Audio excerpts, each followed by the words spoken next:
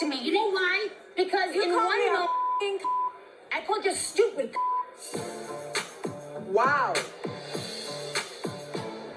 Not a What's up, guys? Welcome back to my channel. So I'm here today to talk about The Real Housewives of Beverly Hills, Season 14, Episode 5, High Horses and Low Blows. So I took some time off, but I'm back and ready to get back into the game. We missed basically some more shit of Dorit just getting into it with damn near everyone. It seems like Dorit is going to be close with Erika and Bose this season, so that's like her little group. But it seems like with everyone else, except like Jennifer Tilly, Dorit is getting into it with them.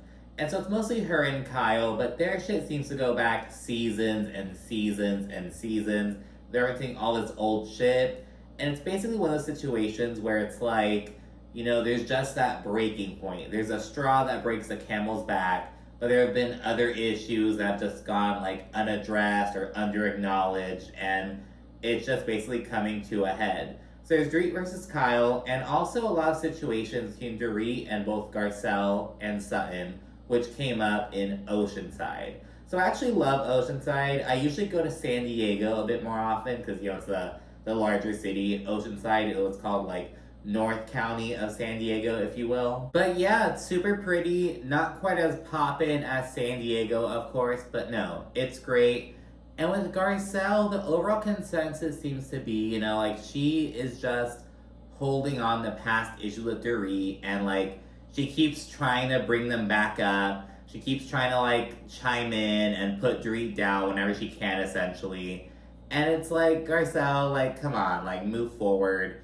But, you know, it seems like that's kind of the drama Garcelle's coming into the season with, so she's really trying to ride it out. But to be honest, it's like Dorit has bigger fish to fry. You know, she has the PK bullshit. Her issues with Kyle and Sutton seem to be a lot larger and more recent. So it's like, Garcelle doesn't really seem to be on Dorit's, like, drama radar right now. But Dorit is on Garcelle's, if that makes sense. And with Sutton, it's just, Sutton is just being annoying. Basically, Sutton is upset because she's over here spewing all this bullshit about sisterhood, we're all friends at the end of the day, we're all blah, blah, blah. Like, that whole same-ass spiel that comes up every other season, damn near. Like, we are sisters, we have to come together and come above the bullshit, all that stuff. And she's upset that basically Dorit isn't getting it, essentially. It's not resonating with Dorit. Dorit's kind of like, well, you say that, but you bring up this and that, you have issues with that. Like, Dorit isn't getting the bigger picture, according to Sutton. But to Dorit, Sutton is just full of shit, essentially. And again, it seems like Erika and Bose now are kind of on that same wavelength. Sutton is kind of moving a bit weird this season, and again, it's Dorit, Erika, and Bose versus damn near everyone else. And yeah, you know, Erika and Bose are on good terms with other people, but right now, they're the ones who are Dorit's closest friends, essentially. But anyways, let's hop into episode 5. It kicks off with Jennifer Tilly having Kyle and Sutton over to her house. Actually, it's her playhouse, because her real home is next door. She has 2 homes in Bel Air right next to each other. One is purely just to like have parties and whatnot, and the other one is her actual living quarters. So I think that's amazing. You know, it just sounds like a great idea, you know, like, so you can have the other house ready to go, have parties in, and your own space can just be yours. You know, if you want to be a bit messier or whatever, or have like older furniture, be a bit tacky, if you will, like, fuck it, no one's gonna see this. This is my like private space. The other one is like my public facing home. So good on Jennifer Tilly for that. And Kyle's preparing to host a party, and it's actually her first event she's hosting without Mauricio. So she's like, what do I put on the invitation? Do I just say it's my house, or say the Umansky residence, or leave Mauricio? Like, she's kind of not sure about how to do it, essentially. She also notes that, you know, there was always something going wrong at various events, and Mauricio was always there to help intervene and whatnot, like, but now she's doing it on her own. And regarding Sutton's issue with Dorit, again, Sutton feels as though Dorit missed the larger point, which is that the group has to still come together and, like, have this unbreakable bond even when they get into it. And yeah, she's like, you can't have that fear of being ostracized or being yelled at. And Dorit's like, well, bitch, you're the one who's yelling at me. Like, why are you spewing this bullshit, but you're not acting accordingly? Basically, the overall sentiment is that Sutton talks the talk, but fails to walk the walk. And meanwhile, Dorit has Erika over, and she says that she and PK haven't spoken at all in 2 weeks. And just from like a co-parenting perspective, you have young kids together. Like, granted, they aren't like babies, but they're like 10 and 8 or like 11 and 9. They're like fairly young still. You have to communicate, you know what I mean? And maybe it's kind of situation where like they talk to like their shared assistant, or they talk to the other's assistant instead of the other person, but it's like they haven't spoken at all in like 2 weeks. And Erika says that she wants Dorit to feel supported by the group because she knows that Dorit does not feel that way. And Erika says, I know how it feels to be unsupported as well. This comes again later on. Erika's still holding on to some resentment over how she was treated in the group when she needed them the most, when she was going through the whole shit with Tom Girardi and all the headlines and the money bullshit. She felt like she was on an island, and she feels like Dorit is kind of in a similar situation right now. So she wants to be there for Dorit because no one was really there for Erika, essentially. That's kind of how Erika feels right now. And regardless about how you feel about the whole situation, the whole scandal, if you will, I think that's true. Erika didn't have anyone in her corner. Now, whether or not that was justified or not is up to interpretation, but she didn't really have anyone backing her up, essentially. And Dorit thinks that Sun advocating for sisterhood and honesty is hypocritical. And she says that Sun can dish it out, but she just can't take it. She's over here acting all prim and proper, trying to like get us to be the best versions of ourselves and shit. But in reality, she's doing all this bullshit. She's a little pot stirrer. Like, Dorit just feels like Sun is being a hypocrite and just trying to put on a facade, essentially. We then see Sutton and her assistant Avi help Garcelle move some furniture from her home up to her beach house in Oxnard. The Nard, it's up by Santa Barbara. But yeah, so they're helping out with that. It's kind of like, why didn't you just get like a moving company? Like, they're like driving a U-Haul, doing it like the most pedestrian way possible, but whatever. It's like a fairly, like a 2-hour, 2.5-hour drive or so. Not too bad, but it's also kind of like, it's not like it's up the street or anything. But anyways, they decided to do it themselves.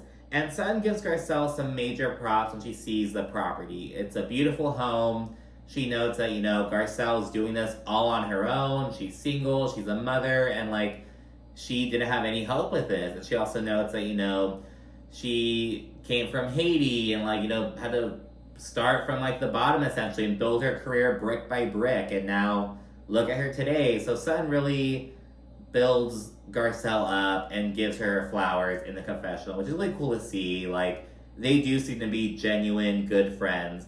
And regarding Dorit, Sutton says that despite their issues, she will be there for her because she thinks that it's going to hit Dorit and be like, oh my God, this whole situation with PK is just messy. Like, she thinks Dorit is going to wake up and just realize what a bad situation she's in. And when that day comes, Sutton will be there for her, essentially.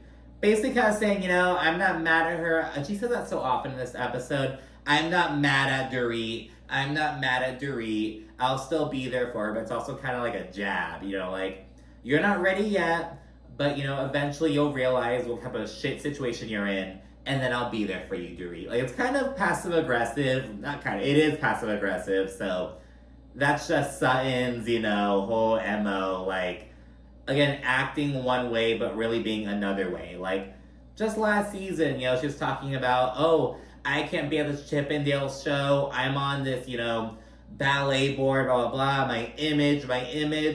In the first episode of the season, she had, like, this raunchy singer on stage. She's in this episode saying the C word, all this shit. And it's like, Sutton, come on. She's, like, thirsting over the boat captain in the last episode. It was like, what? Like, I don't know. She's just such a contradiction. So I understand why Dorit is saying that Sutton is a hypocrite.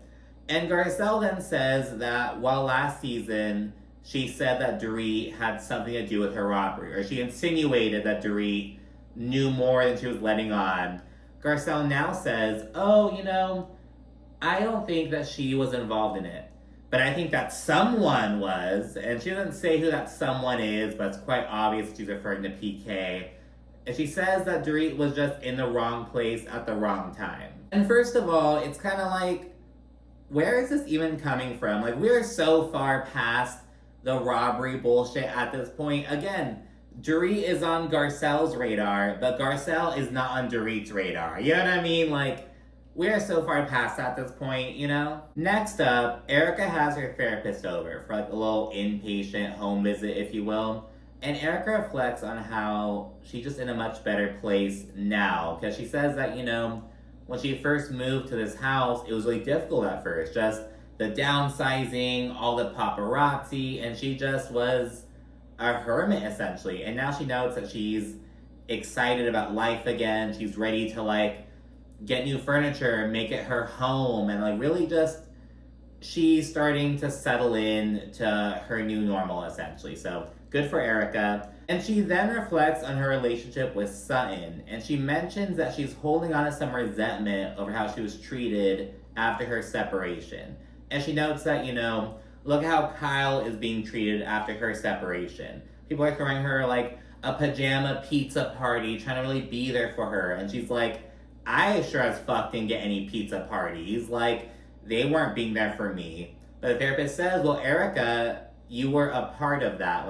Yes, your split wasn't as clean as Kyle and Mauricio's is. There were all these headlines and allegations and legal bullshit going on. But she also adds that Erika was basically just being a fucking menace. You weren't doing yourself any favors with how you were acting, basically. So she does kind of give Erika that perspective, but Erika's owning that, she doesn't like how she was treated, and she doesn't appreciate how others aren't getting that same treatment. Because same thing with last season, when Erika was like, oh, I was eviscerated at the reunion. I hope everyone gets that same treatment, talking about Kyle. She just doesn't like when it seems like a double standard.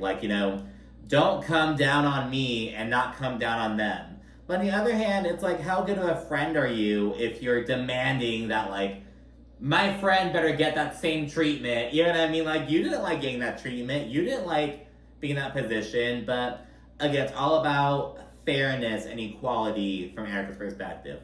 You did this to me, you sure as shit better do it to them as well. You know what I mean? And when it doesn't work out like that, she feels upset about it, which is understandable. You don't want to feel like you're the one getting the shit into the stick while other people are getting away with it, essentially. Finally, we see everyone gearing up for Kyle's diamonds and denim party. And Camille Grammer is actually the first one to arrive. And as soon as Kyle begins venting about her whole situation with Mauricio and whatnot, Camille begins projecting. Because Kyle's like, Mauricio moved out, he got a condo, blah, blah, blah. And Camille's like, yeah, with all these younger people and blah, blah, blah, partying it up, midlife crisis. And Kyle's like, now hold on. I know you went through some shit with Kelsey, but we are not in that same position, basically. It was just funny. Camille was like, yeah, girl, I know exactly how you feel. And Kyle's like, well, I am not in the place you are in. It could be much worse for me. You know what I mean? So there's that whole situation. Others begin pouring in, and Garcelle opts to get a tattoo, because there's a tattoo artist there, whatever. And while she's in the chair, she tells Sutton that, according to Kyle, PK texts her. But she told me that PK texts her. And Garcelle says that if she were Kyle, she would not be cool with PK texting Dorit. And Sutton's like, well, they haven't spoken in months. Kyle's also really close with PK. She sees a bit more of a gray area around it. And it's just really difficult, but because they were friends as couples and whatnot. But it's almost kind of okay, Mauricio, you've got PK. I've got Dorit. But I mean, Kyle and Dorit aren't on good terms right now. I don't know, but I think it's really telling, if Kyle opts to take that route. You know what I mean? It's kind of the fact that you're willing to, text PK and not extend a courtesy to Dorit, essentially. Like, I think that kind of speaks volumes, but I don't know. I mean, I would definitely feel weird about that, but at the same time, they aren't themselves talking. And I guess that's kind of an example. So, I was best friends with this girl from like 15 up until I was like 24. Then we had a bad falling out. We didn't speak for like 3 years. We reconciled earlier this year, but yeah, we didn't talk for years. And around the time when she and I had our friendship breakup, she and her boyfriend broke up as well. And he and I kind of like lean on each other a little bit. Like we text each other and like just kind of talk about how we're feeling about the whole situation. And so I guess that can be similar. Like, it's probably scandalous of me. But again, she and I were not on speaking terms at all. He was going through a similar kind of situation. And we're just kind of just talking about,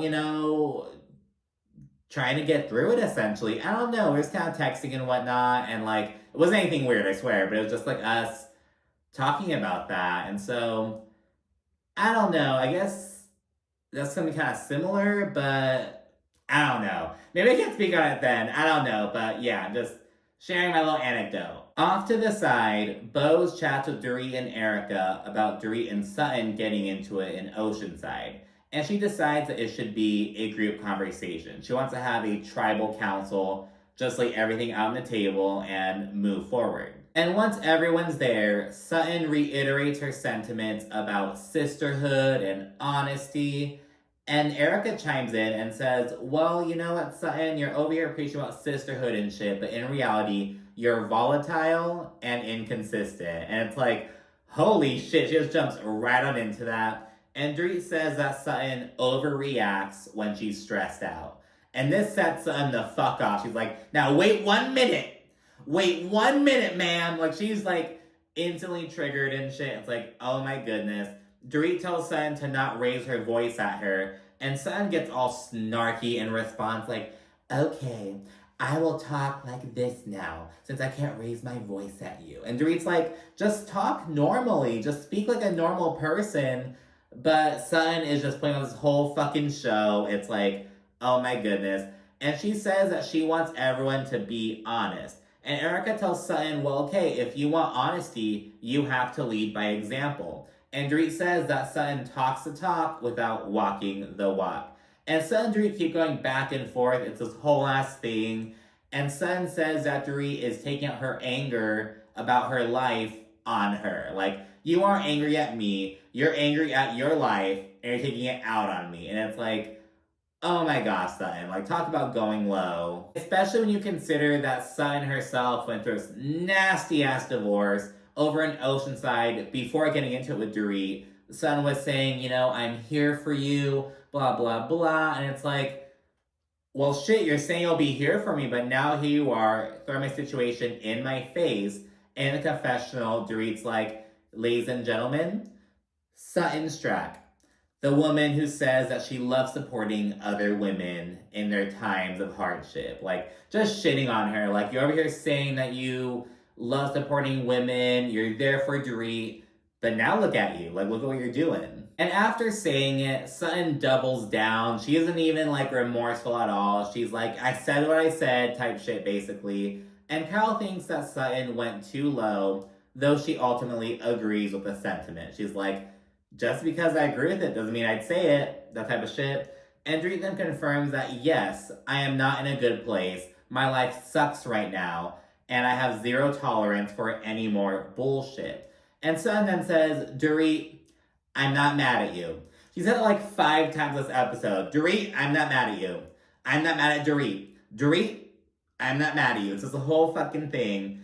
And she said that she yelled at Dorit because she wasn't understanding her larger message about how the group should basically still come together as friends even when there's adversity going on. And at this point, Bose chimes in because everything before now was kind of like older shit essentially, but this is stuff that came up in Oceanside and at this party. So Bose now, having all the context she needs, she's like, well, Sutton, you can't say that and then do things like this. You're weaponizing what Dorit has shared in a moment of vulnerability. you can't preach about sisterhood and then pull some shit like that. Like, that is counterproductive. And Bose, Dorit, and Erika all highlight how Sutton was just going low, essentially, hitting below the belt. Now we get Camille Grammer chiming in.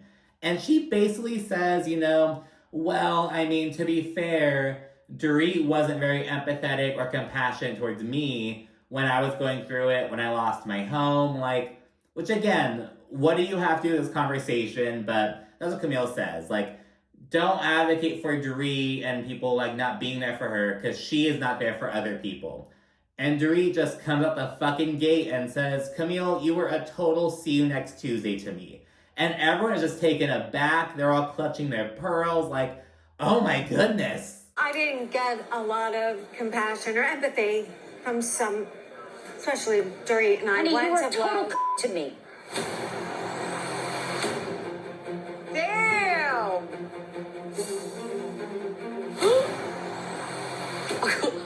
Where did that come from?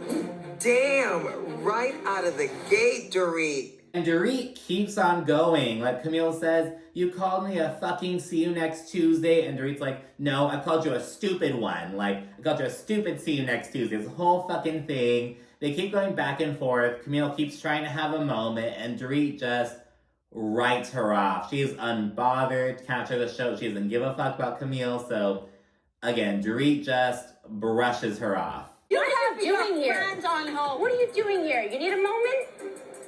You're still condescending. That's my point. You've always been condescending to me. Since day one. If you weren't, I did feel bad for you the first day I met you at my house. And afterwards, Sutton tells Dorit, look, just know that I will be here for you if/when you need me.